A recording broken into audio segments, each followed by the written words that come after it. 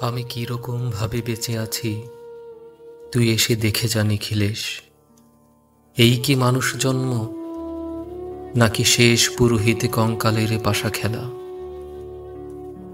প্রতি সন্ধ্যাবেলা আমার বুকের মধ্যে হাওয়া ঘুরে ওঠে, হৃদয়কে অবহেলা করে রক্ত। আমি মানুষের পায়ের কাছে কুকুর হয়ে বসে থাকি, তার ভেতরের কুকুরটাকে দেখব বলে। আমি আক্রোশে হেসে উঠি না, আমি ছারপোকার পাশে ছারপোকা হয়ে হাঁটি, মশা হয়ে উড়ি একদল মশার সঙ্গে। খাঁটি অন্ধকারে স্ত্রীলোকের খুব মধ্যে ডুব দিয়ে দেখেছি দেশলাই জেলে। ও গায়ে আমার কোনো ঘর বাড়ি নেই। আমি স্বপ্নের মধ্যে বাবুদের বাড়ির ছেলে সেজে গেছি রঙ্গালয়ে, পরাগের মতো ফুঁ দিয়ে উড়িয়েছি দৃশ্যলোক। ঘামে ছিল না এমন গন্ধক যাতে ক্রোধে জ্বলে উঠতে পারি। নিখিলেশ, তুই একে কি বলবি? আমি শোবার ঘরে নিজের দুই হাত পেরেকে বিঁধে দেখতে চেয়েছিলাম যিশুর কষ্ট খুব বেশি ছিল কিনা।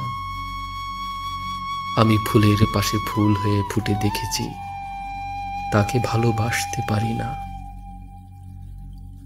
আমি কপাল থেকে ঘামের মতন মুছে নিয়েছি পিতামহের নাম। আমি শ্মশানে গিয়ে মরে যাওয়ার বদলে মায়েরই ঘুমিয়ে পড়েছিলাম। নিখিলেশ, আমি এই রকম ভাবে বেঁচে আছি। তোর সঙ্গে জীবন বদল করে কোনো লাভ হলো না আমার।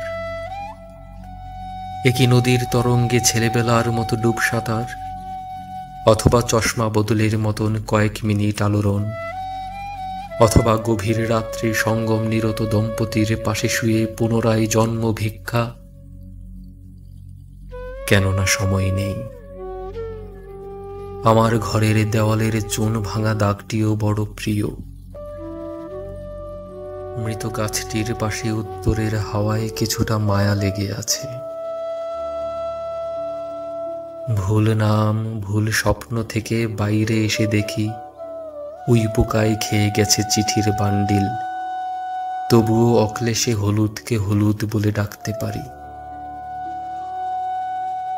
আমি সর্বস্ব বন্ধকে দিয়ে একবার একটি মুহূর্ত চেয়েছিলাম, একটি ব্যক্তিগত জিরো আওয়ার।